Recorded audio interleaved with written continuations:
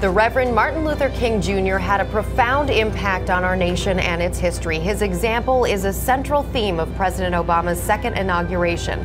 The inauguration on Monday falls on Martin Luther King Day, which is a national holiday. So Mr. Obama is calling on all Americans to celebrate Dr. King's legacy today with a day of service to others. Joining us now is Martin Luther King III. Good morning. Thanks for being with us. Good morning, and thank you. What does that mean? This inauguration weekend is being dedicated to your father. This day of service is honoring, in part, the March on Washington, which happened 50 years ago. What does that mean to your family?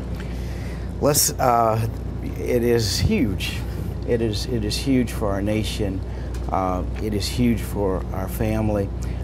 Perhaps more than anything else, though, on this day of service, we really are truly reminded, and I should say this weekend, hundreds of thousands of Americans will engage in service projects today, and the hope is that we don't just do it today and this weekend, but throughout the year, so that we can make America a better nation. In addition to a number of events and historical events all coinciding with this inauguration, your father's Bible, the one that he used to put together his first sermon, will be one of the two Bibles, the other from Lincoln, that President Obama is sworn in on. What do you think that would mean to your dad? Well, you know, I think Dad would certainly, not first and foremost, be extraordinarily honored.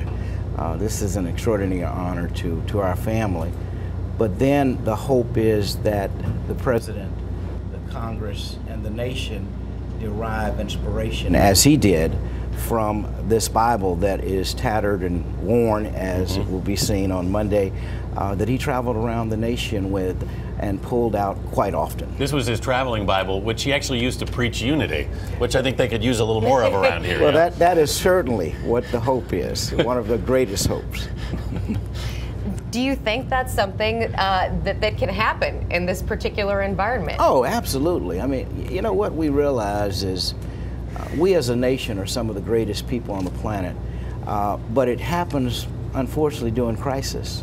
We come together, work things out, we roll up our sleeves whether there's a tsunami, a hurricane, a tornado, whatever, an earthquake, a tragedy like in Newtown, the worst tragedy that we've seen in our lives, little children being gunned down. But we come together as a nation, and the best of America is shown. Somehow, if we could keep that spirit without crisis, wow, we'd have an incredible nation.